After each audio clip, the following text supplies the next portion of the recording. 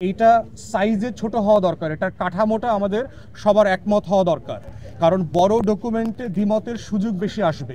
Historically আমরা অনেকগুলো example দিয়েছি, মেঘনা কার্টা থেকে শুরু করে স্বাধীনতার ঘোষণাপত্র এবং অন্যান্য যে হিস্টোরিক্যাল ডকুমেন্ট আছে সেটার মোতাবেক করে এটাকে ছোট করা দরকার। আর উপকরণের ব্যাপারে একমত হওয়া দরকার যে এই দলিলটাতে আসলে কি কি জিনিস থাকা উচিত।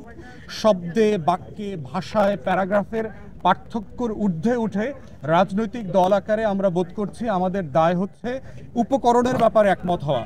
এবং এবি পার্টির পক্ষ থেকে আমাদের যেটা এই দলিলে থাকা উচিত বলে আমরা মনে করি সেগুলো বলেছি। প্রথমত বলেছি যে এই দলিলটাতে আমাদের এই জনপদের, এই বাংলার মানুষের শত শত বছরের যে লড়াইয়ের ইতিহাস আছে, গল্প আছে, আমার জীবনের যে অসংখ্য ত্যাগ কোরবানি আছে শত শত বছরের, এই গল্পগুলোকে এখানে অ্যাকনলেজ করা দরকার। সেটা আপনি 1757 পলাশি থেকে শুরু করেন, অথবা ব্রিটিশ বিরোধী আজাদির আন্দোলন থেকে শুরু করেন, ঢাকা বিশ্ববিদ্যালয় প্রতিষ্ঠা, পাকিস্তান রাষ্ট্র বানানো, 71-এর মুক্তির লড়াই, তারপরে 90-24, এই সবগুলো ঐতিহাসিক উপকরণকে এই দলিলের ভিতরে ইনক্লুড করা দরকার কোনো না কোনো ফর্মে।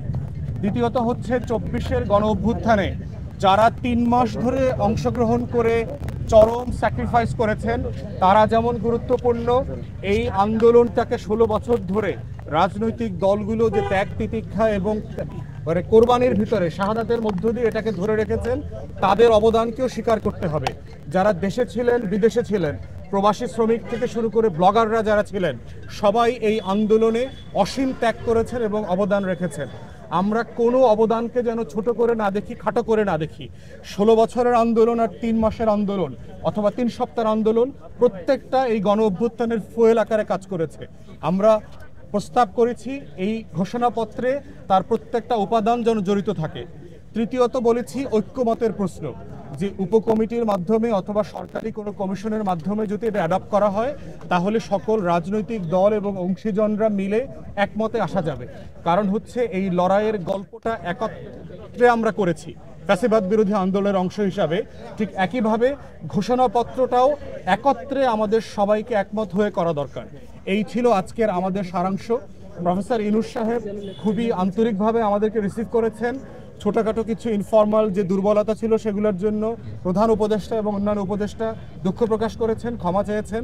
আগামীতে রাজনৈতিক দলগুলোর সাথে আরও বেশি সমন্বয় কিভাবে করা যায়, কাজ করা যায়, একসাথে সবাইকে নিয়ে কিভাবে এই ঘোষণাপত্র প্রণয়ন করা যায়, প্রফেসর ইউনূস সে ব্যাপারে ওনার দৃঢ়তা ব্যক্ত করেছেন এবং একসাথে কাজ করবার জন্য অঙ্গীকার করেছেন। এটা হচ্ছে আমাদের ছোট্ট ব্রিফিং, যদি কারো প্রশ্ন না থাকে। ধন্যবাদ সবাইকে। প্রোক্লামেশন, গণ অভ্যুত্থানের ফরমান ঘোষণা করা হবে, এই মর্মে একটা ঘোষণা এসেছিল। পরবর্তীতে আমরা দেখলাম যে এটা কি অন্তর্বর্তীকালীন সরকারের অথবা সরকারের না, এই জায়গাতে অন্তর্বর্তীকালীন সরকার এটাকে ওন করেছে এবং রাইটলি করেছেন এবং তারা বলেছেন সবার সাথে পরামর্শ করে তারা করবেন। এটার অংশ হিসেবে আমাদেরকে অন্তর্বর্তীকালীন সরকারের মাননীয় উপদেষ্টা মাহফুজ আলম একটা ড্রাফট পাঠিয়েছেন, বাংলা ইংরেজিতে পাঠিয়েছিলেন একটা, এবং রিসেন্টলি একটা বাংলা ড্রাফট পাঠিয়েছেন যে এইখানে ঘোষণাপত্রে কি কি থাকতে পারে। এটার ব্যাপারে আমরা 2-3 দিন আগে আমাদেরকে পাঠিয়েছেন, সম্ভবত 2 দিন আগে, এবং আমরা আমাদের দলের পক্ষ থেকে একটা রিটেন পরামর্শ দিয়েছি বিষয়গুলো আলোচনাতে আসতে পারে। এর বাইরে হচ্ছে অন্তর্বর্তীকালীন সরকারকে সাধুবাদ জানাচ্ছি যে এইরকম একটা ঐতিহাসিক দলিল তৈরি করবার ক্ষেত্রে তারা যে এই দায়িত্বটা নিয়েছেন। আজকের আলোচনার সারমর্ম হচ্ছে এবি পার্টির পক্ষ থেকে আমরা বলেছি যে শব্দে শব্দে সবকিছু আমাদের সব দলের একমত হওয়াটা কঠিন এবং প্রয়োজনও নাই। আমাদের